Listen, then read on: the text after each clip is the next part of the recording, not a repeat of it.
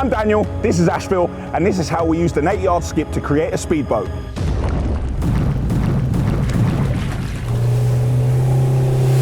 This boat's gonna weigh a ton. Aquadynamics. Pointed edge along the front. 2 or 3 leaks. I was trying to climb back in. It's beginning to look like a ship already. What is going on?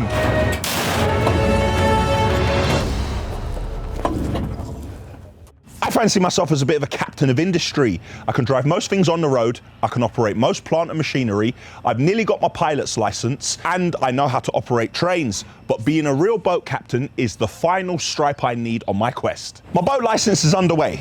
That is the RYA 2B2, which is the Royal Yachts Association Level 2 Powerboat Handling course. So in the meantime, I thought I'd take a skip and a motor, put them together and see what I came up with.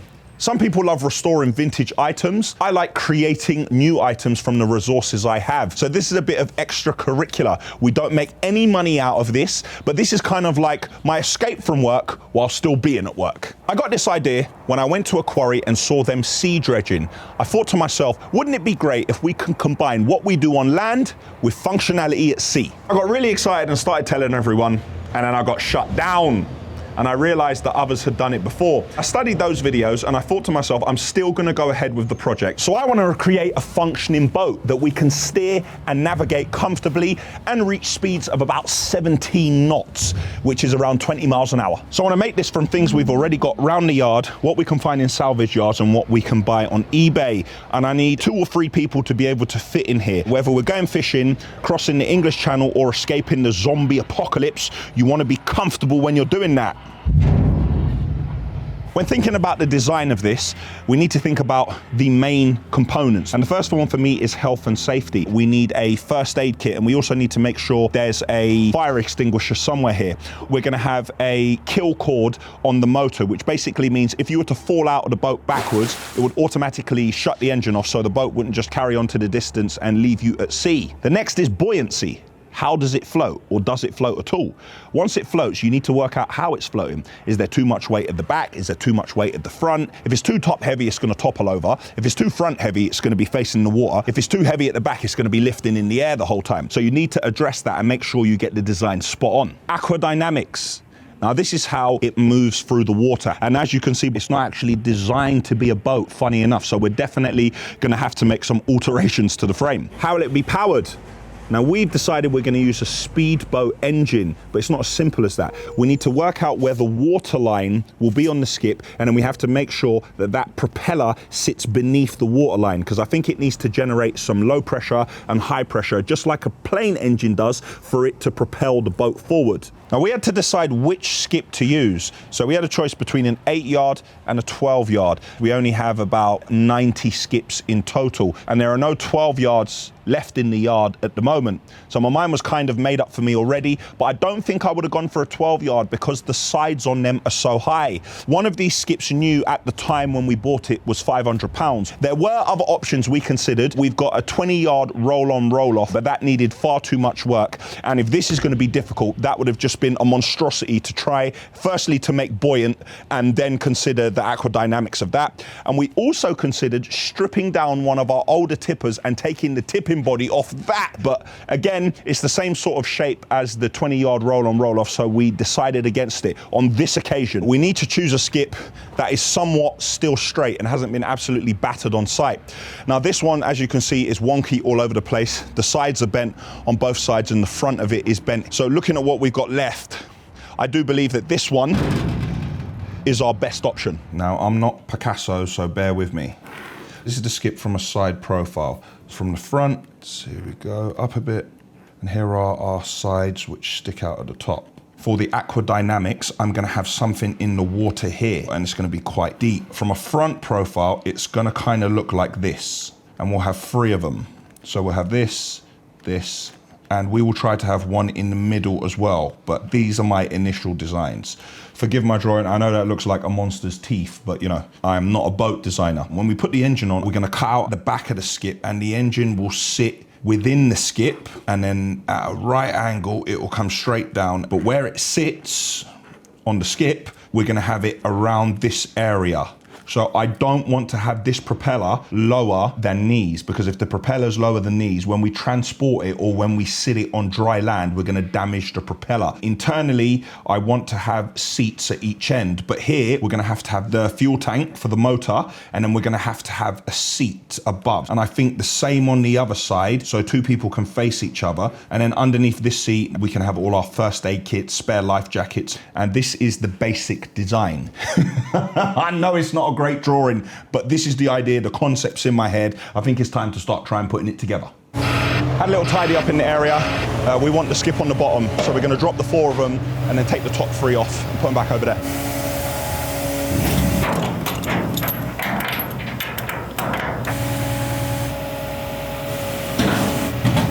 I think we've chosen wisely with the skip. It's as good as we're gonna get, and we're just having a clean up inside. At the front and back of the skip, we've got these little holes. Now those holes are in all the skips, so when the skip is on the street and it rains, that water can drain away.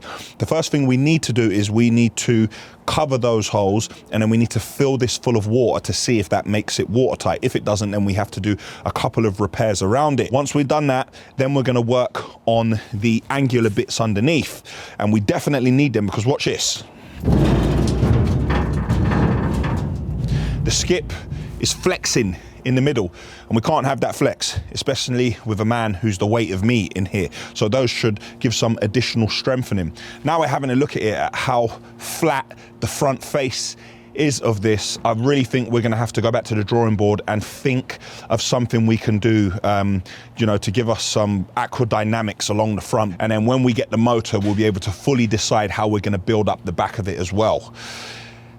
But enough said. Let's crack on, get these holes closed, and see if this is watertight.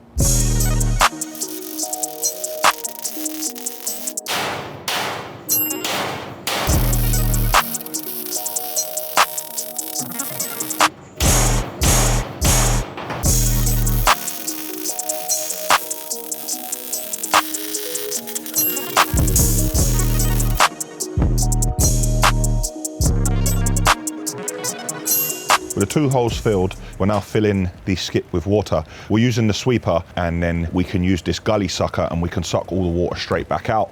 But straight away we can see we've probably got 2 or 3 leaks on the bottom. So we'll keep filling her as high as we can and then assess once she's full. We've used the grinder and we've gouged out, and we're actually trying to weld while it's leaking. We're not sure if this is gonna work. This is a lot like what you see people doing on ships, but it's so hot you can see the bubbles coming out of the water on the other side as we try to form the weld, but we're not sure if this is gonna work. Well, the weld didn't quite work on the side, so we're not gonna go into building actual ships anytime soon. We put more water in to see if we could find any leaks at a higher level. We didn't find any, so now we're gonna empty all of the water out and try and repair the leak at the bottom properly.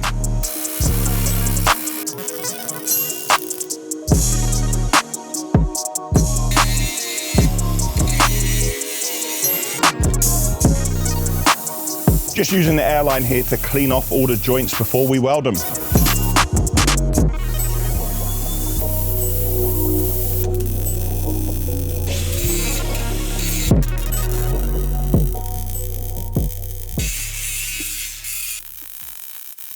So I'm having a look at a boat design to see if there's any ideas we can incorporate.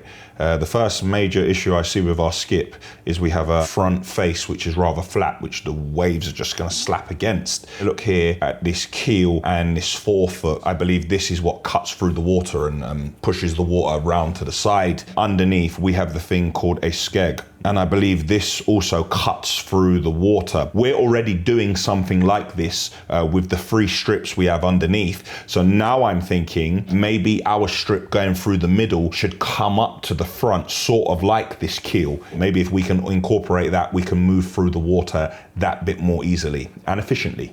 Right, I'm gonna share a little secret with you. This skip is gonna become a boat, yeah? Okay. Right? Now, we're gonna have some seats at the front and back, but it's gonna be too heavy if it's steel. So what we're gonna do is put some angles. Do we have any decking here?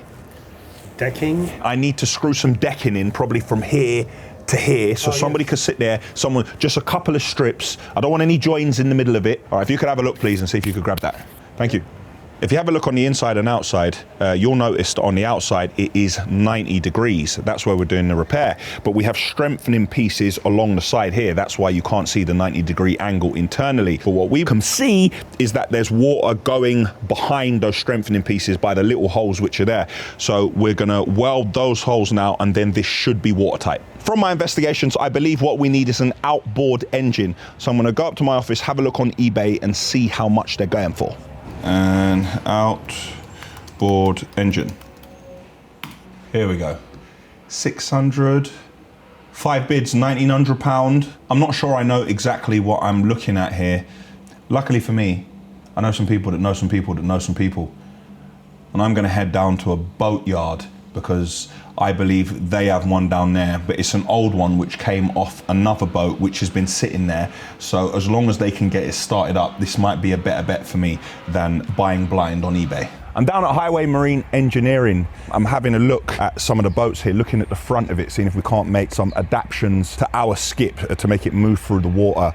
I'm looking at a couple of the engines. This is 20 brake horsepower. From here, this part downwards needs to be under the water. So here's our propeller, what's going to be turning. On the side here, this is where the water will go in because this is water cooled and the water shoots out from here. So this propeller turning is what's going to give us power. Ours, we're going to steer from here. It's going to have a tiller steer on the end, but this one is driven from this steering wheel and it's connected to it from here, but we're not going to have that. Not just yet anyway, maybe if we make some adaptations later on. And we're going to start it like this as well with a pull start. Great place to come. The guys here, they sell engines, they service engines, and once you buy it from them, they'll look after it, give it a service plan, and they also rebuild them. And what's interesting about these guys is they go out to ferries and all the lifeboats on the ferries, they service all of those, and they also go out to all the trip boats on the Thames. So I believe I'm in good hands. Right, so here we are. Here's our engine.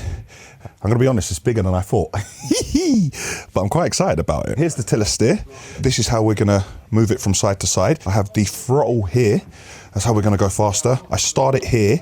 This is our Keel cord.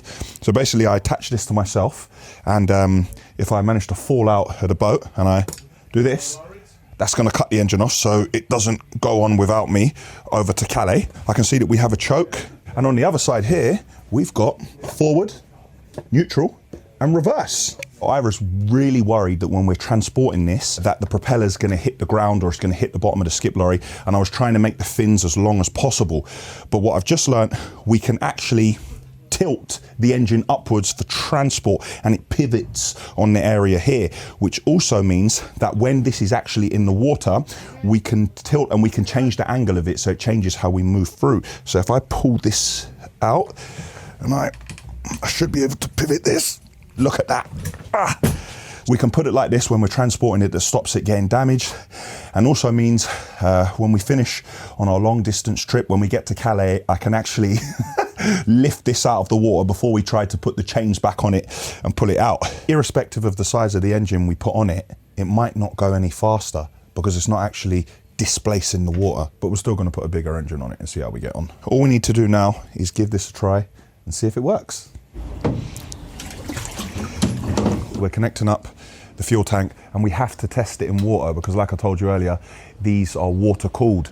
So if we're to start this without this, we pretty much cook this engine right away. And now give her a little bit of power, yeah? I'm on the English Channel, going slowly, got out a little bit. Hey!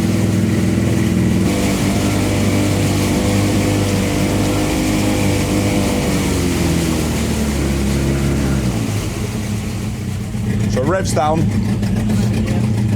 out of gear.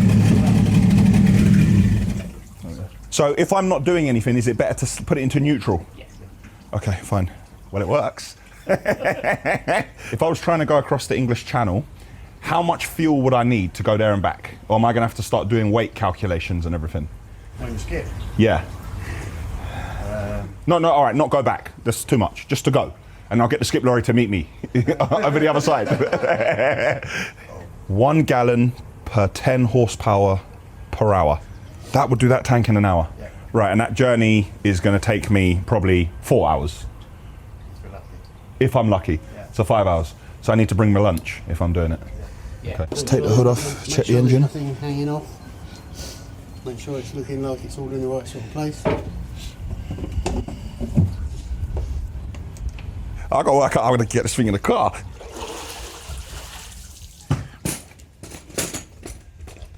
So this is gonna be my fuel tank.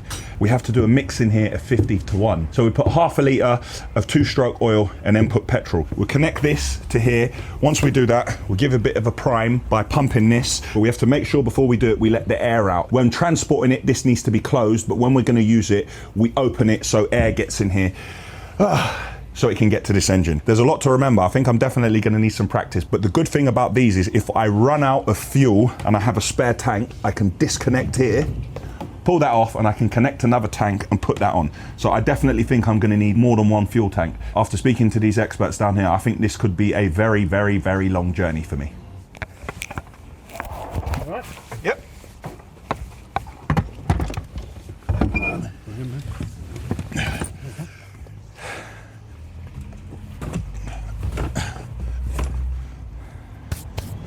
Light work. We are not going to put this on yet. We're going to continue the work we're doing on the skip. We're going to take it somewhere, work out the water level, then we're going to put that on it afterwards. I've been told that when we put it in the water, we will get our natural water level. Then at that point, then we'll take it back to the workshop, then we'll put this on, then we'll have to come back again to test it.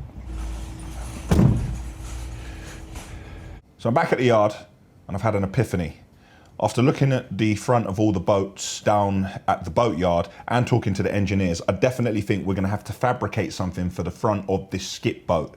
But with the speed at which I'm gonna be traveling, which is close to the speed of sound, I think that we're gonna have to put something within this to support it down the front area. So if we run something off this, which stays out and supports, I believe we can build a frame which will come from both sides. Now that is an awful drawing. An absolutely awful one.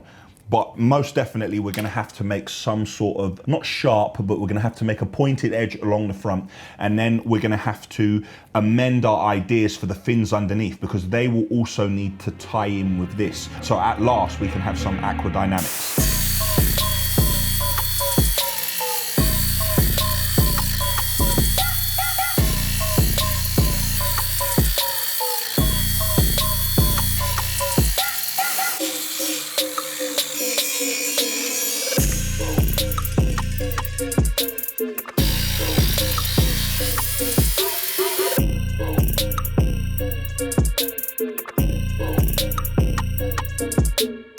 Progress going well. Here is our keel. So we've cut bits of 3mm steel, we've supported them here, we have an angle running down, and this is what the front of the boat or skip boat is going to look like. We're going to take another piece of 3mm steel and we're going to close this area here. Now the bits we're going to do on the side, we've decided that they're going to be about 12 inches. The one we have in the middle is going to come along the front here and it's going to overlap. Then we're going to cut off the bits that overlap so this all finishes together. It's beginning to look like a ship already.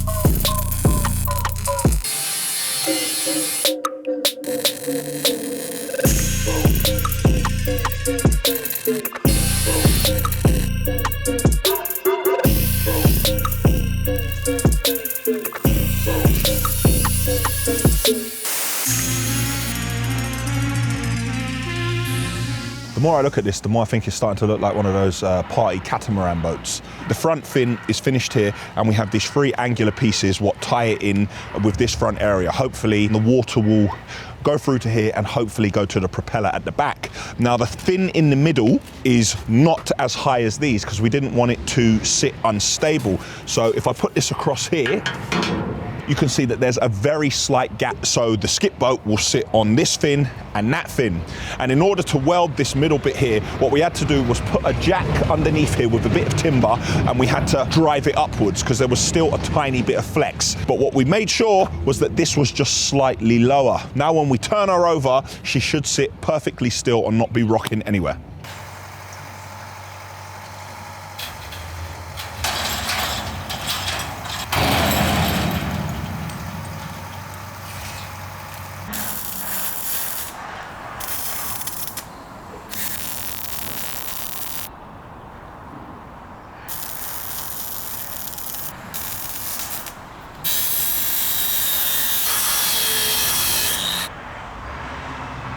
We've put 2 strengthening pieces inside here because I was a little bit concerned at how fast we'll be going and the waves that will be bashing against the front of it. Now we've built it up slightly because we want to finish flush up here. There we go. What I'm trying to recreate is something from the Viking era or the Spirit of Ecstasy, and it's sort of where I can stand in here and do the whole thing like Titanic. This entire area would be sealed, but then I had a thought last night. I had a dream that I was in this, and I was doing about 100 knots, and I fell out the back, and the engine cut off, but I was very tired, and I was trying to climb back in. So I think that I need to put a couple of handles or stuff that I could just hold on to on the side to get myself back in over here should I fall out. Now, the shaft on the motor seems a bit short for us, so I think we're gonna have to try to attach it and then make some sort of cutout at the area here at the back. I don't want to cut the rib at the other side because I feel like that gives the skip boat a lot of stability. So underneath that, I'm gonna have to cut something out, and then hopefully the handle with the directional steer and the accelerator, hopefully it can pop through that. It's the only motor we've got, so somehow we've got to make it work, but we're trying to do it with as little messing around as possible. Trying to think ahead, we've created a little access hatch here on the front. So we cut the area out and we made a plate to go on top of it, but we drilled through and we welded the nuts on the other side. So if we put this in the water and we don't have enough balance, we can take these out, we could put ballast or sand or something in here, then we can put it back to try and balance the weight distribution. We've got the motor out and we're taking a couple of dimensions. We need to work out how much space we need. So we're turning the motor fully to the left, fully to the right. We're marking it and then measuring. And now we have our opening size and we're trying to measure with a bar and see how low we need to cut it. So this part of the motor sits in the water and we're gonna have to cut it down very low. So we're gonna have to build an internal frame around that. So basically, the motor is outside of the boat, but inside of the boat at the same time.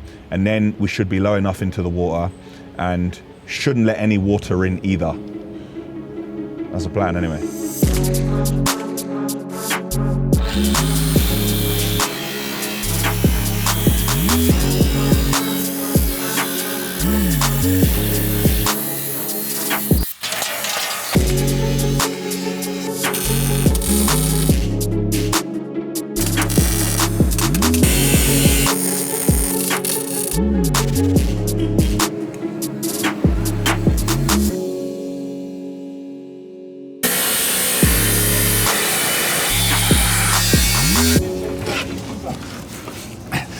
Perfect.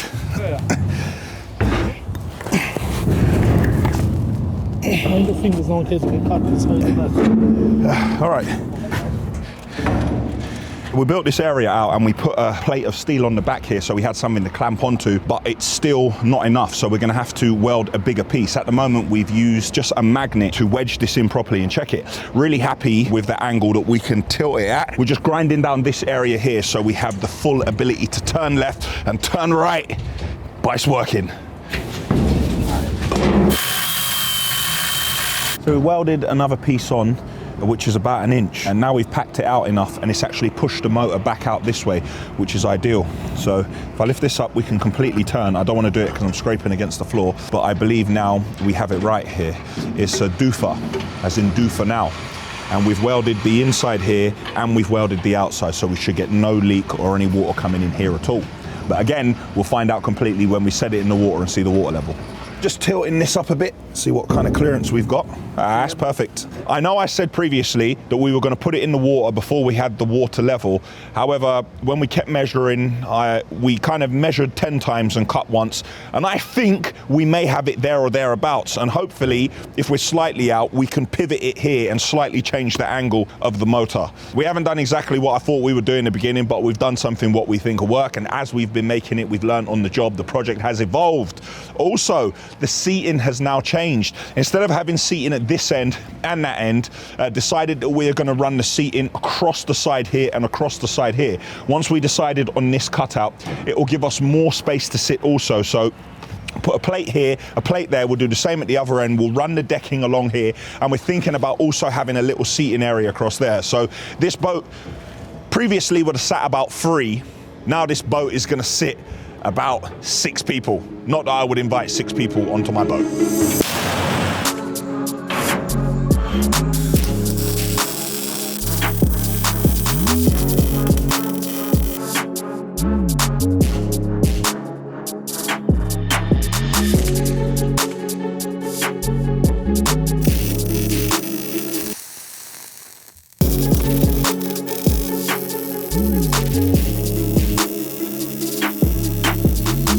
very long time ago, we were doing a construction project and we had to do the gate out the front of the person's house. Now, there were these flat galvanized plates that we bought with rings on them. Well, we found one in the scrap pile and we've managed to fit it on the front of the boat here. And this is for when we're docking. So we put a rope around here and hopefully throw it out and we can tie ourselves up. When I'm going to the south of France or going to Monaco or anywhere like that, hopefully I can dock in the lovely marinas there. I finally have my handles on the side. This is if I'm unfortunate enough to fall out the boat, so I can hold this and pull myself up. And here's another handle to pull myself up. But also this handle will be what we hold onto when we sit here. So we have all the supports in place for the seats. Now we bought ourselves some decking, but that decking isn't gonna work because originally our plan was to have the seat in here and here. Now we need longer lengths of decking so it can go all the way from the front to the back. We have these old bits of angle. We're gonna make space for 2 fuel tanks. Let's put one at the front and one at the side. And we're gonna put the fuel tank behind it, sort of like this. And then we're gonna put some hooks and put some bungee rope around it just to hold it in place.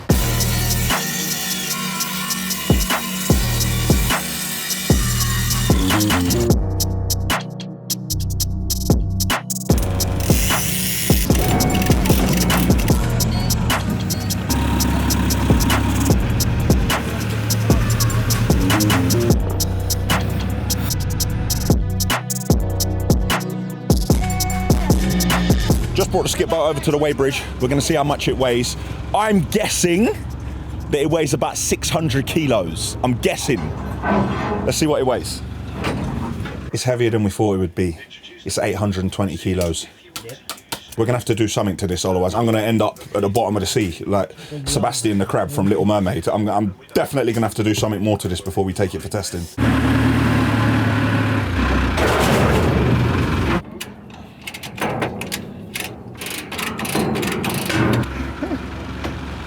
I'm thinking maybe if we drill a couple of holes in the side, maybe fill the fins on the side with expanding foam, that could give us some buoyancy and keep us out the water a bit. And then if that fails, then maybe take off the panel on the front and fill that with expanding foam as well. But I really need to see it in the water before I make the decision about the front. But I'm definitely gonna do the fins right away.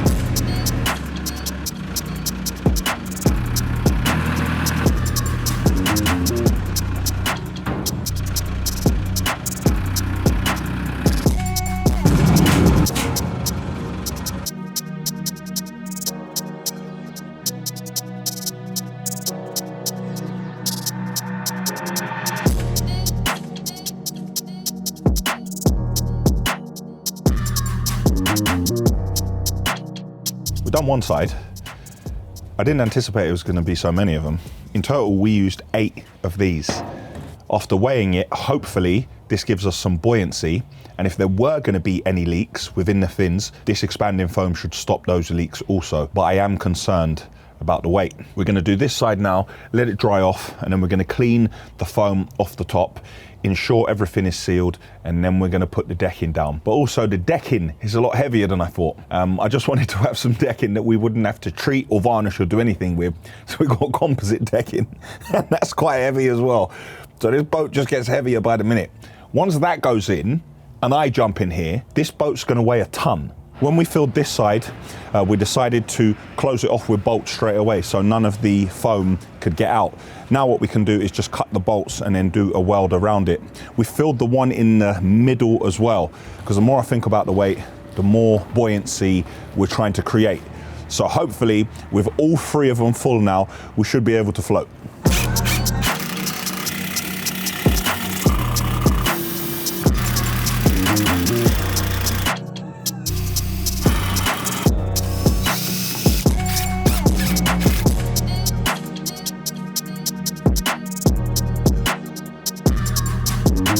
Nearly ready for our water test, but I'm thinking about ways how I could possibly pimp my boat. One of the old projectors we've got or something, maybe I could manage to stick it on the side of the boat and shine it onto the water at night. I think if I'm on a long distance trip, I could get rather bored. Then I was thinking about music. How can I possibly beat tune in there? The trouble is the power. I'm either only gonna work with 12 volt or 24, and At the moment, I think that's a bit too complicated for what we're doing. I actually think I do need some lighting, possibly some lighting at the front. If I get stranded, I could give one of the lighthouses some Morse code, flash, flash, flash, flash, flash, flash, or possibly some cool lighting around it that shines onto the water. I do have one idea that's relatively simple. I could use a scaffold pole. I could create a flag. So weld a flag pole on the inside of the skip and fly the Ashville flag when we are traveling to parts of the world that no one has been before. Possibly getting one of those long range telescopes so I can see into the distance. If I do have power, I'm thinking of getting a small Ashville A made that I can put on something that just spins around. I definitely think we need some flashing amber beacons, and I know that I can definitely have those lights on low voltage. I really need to have a good look around and a good think what else in here I could possibly use. So we put a couple of sheets of ply on the skip lorry. It's time for transport. When we lift it up, we'll see how it starts moving.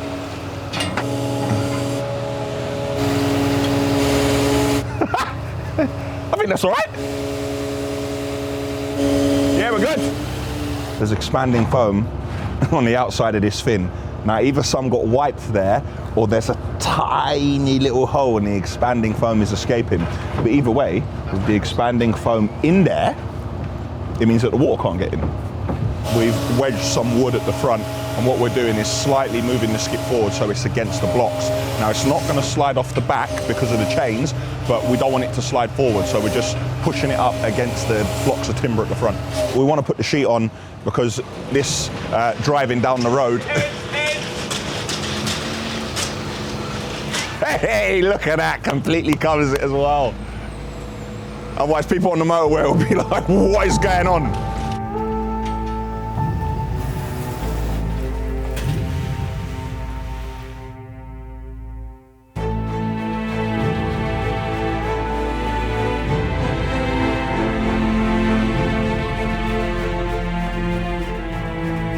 We are down at Sandwich Marina. The time is 12:46. We are waiting for the tide to come in. If you have a look at the waterline over here, this is gonna rise. We're gonna use this ramp to back the skip lorry down and lower the skip boat. The sea is in this direction.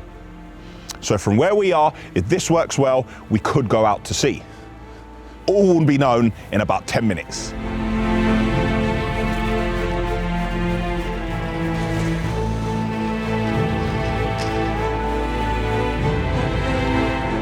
We're gonna try, drop her down, put a couple of fenders on, which basically will save the boat from being damaged when it tries to dock.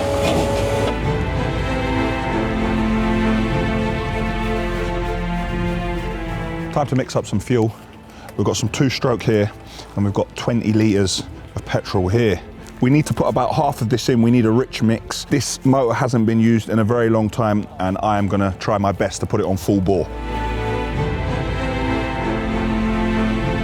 The litre originally, and I've put 400 ml in here.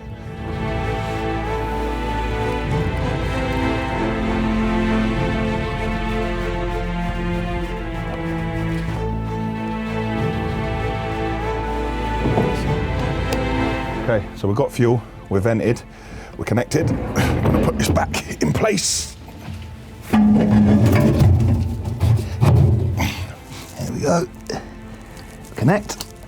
A few pumps to prime it. Soft. Can hear something happen. It should get harder. So we've got a little problem. It's not going through. So we're trying to force feed using a bit of gravity, lifting the tank above the engine. See if we can start getting it through. Yeah? Okay. So that's worked. We've tied a few of these on. These are going to act as guides. So first we'll drop it in the water with the chain still connected, see if we float. If we float, then we're going to use these to guide, and we're going to dock ourselves over there. There's a few things that can happen here. The first thing is it sinks, and we need to find a way to get it back out because we can't leave it in the bottom of the bay here. Another is that there are slight leaks. If that's the case, it's not too bad. We're going to take it out, repair it, come back and try again. The water level could be so high that water starts to come in at the back, and again, there's nothing we can do there. We'll have to take it back and try and work on it. Another option is that it works perfectly fine the first time and I start my trip to Calais. Possibly when we get out, a strong wave hits us, the boat capsizes, but that's very unlikely because we've done our homework and there are no strong waves here. But if this boat does sink, I will have to swim away from it because I don't want this to topple over and be on top of me, try and sink to the bottom, even though I will have a life jacket on. I'm also going to put my hard hat on because if a hard wave hits this and I hit my head against the side here, the worst could happen. So we're going to be as safe as we possibly can, and now we're going to lower her in and see how we get on. Life jacket's on. This yellow cord, if I pull this, this inflates massively, just opens out here. I'm ready. So what we're going to do is we're going to back it up and we're going to bring the wheels just before the water, and then we're going to extend our legs into the water. Put your hands and arms inside the vehicle at all times. I told you these handles were a good idea.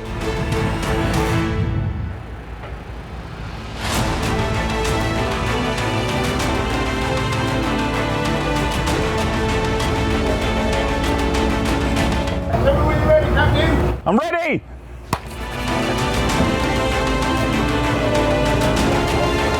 Oh. We getting past? All right. Tell me when we're touching water. Can see no water yet.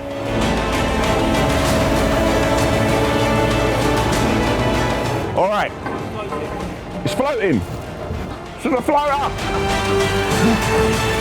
I'm touching. I'm not much of a cowboy, but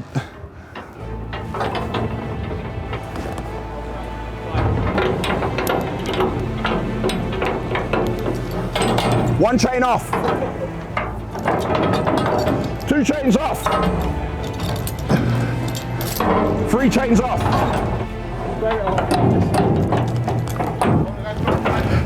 Woo! All right. I am not taking on water. And I think I'm floating. Hold on. Whoa, whoa. I'm clear. I'm currently not taking on any water. It's moving around a little bit. It's a bit shaky. We are now in the water and we're just tying ourselves up. I'm going to put the engine down first. Okay. Yes, locked. We're locked in. We're locked in.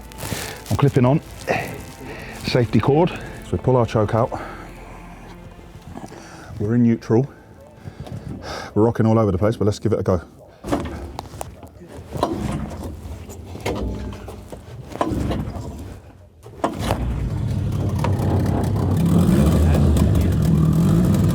Letting the engine warm up and get sailed. Hasn't been used in a while. Hopefully when it warms up it'll sound a bit more healthy. So we're going to take her out on a maiden voyage. We've noticed it's lifting up a lot at the front. So Sam's going to help me try and put his weight at the front of the boat so I can try and steer this somehow without me going backwards overboard. Let's do it.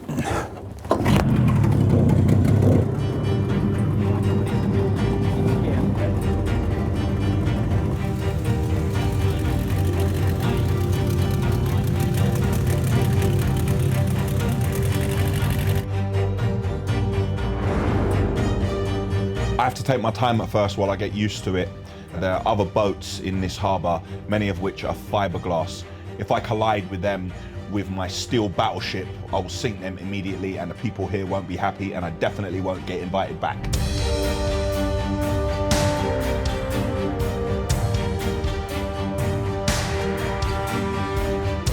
I think I'm getting the hang of this.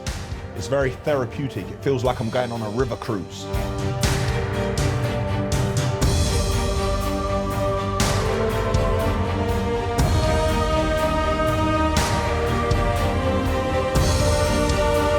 All right, now let's give it some power. Yay!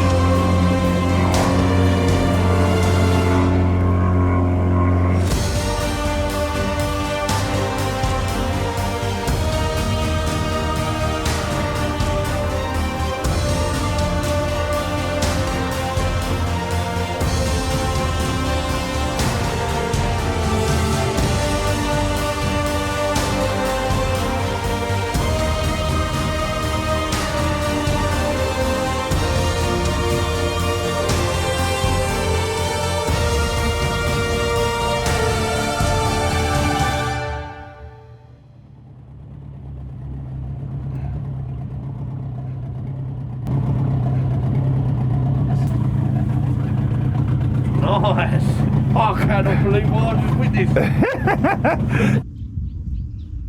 My first thought is fantastic.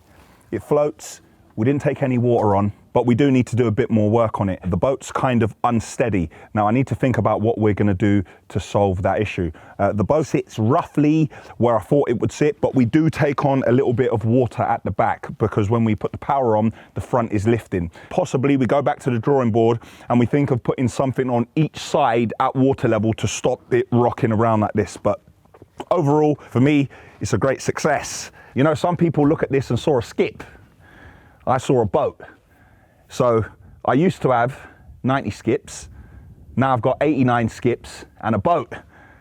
I'm fascinated with most things to do with engineering. And for me, it was all about the process, from seeing the skip in the yard and using the things we have around the yard to try to create something new from it. Sort of like the A-team. You know, if anyone at Ashville got locked in a barn and we had loads of enemies outside, we'd build something and come bursting out the barn doors and save the girls' dad's business, as BA, Hannibal, Murdoch and Face did every weekend. But as I said, overall, great success, really happy with it.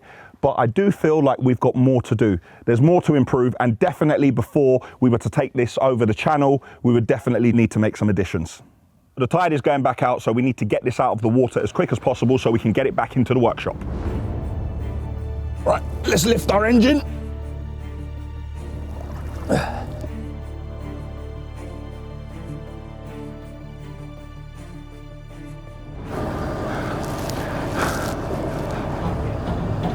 I'm very low.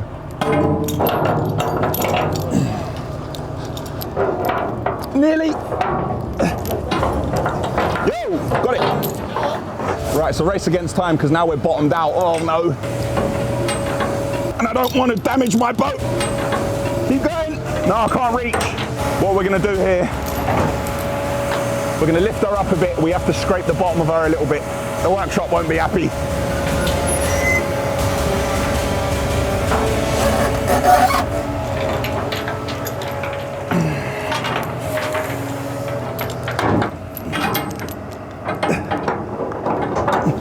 I'm on! I'm on!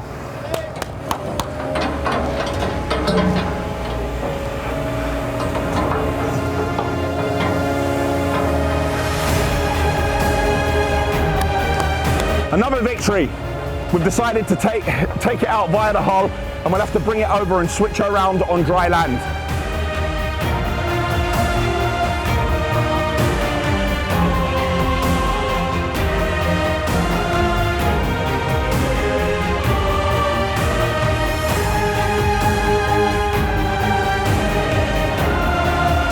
So we just want to see if we've got any damage on the underside.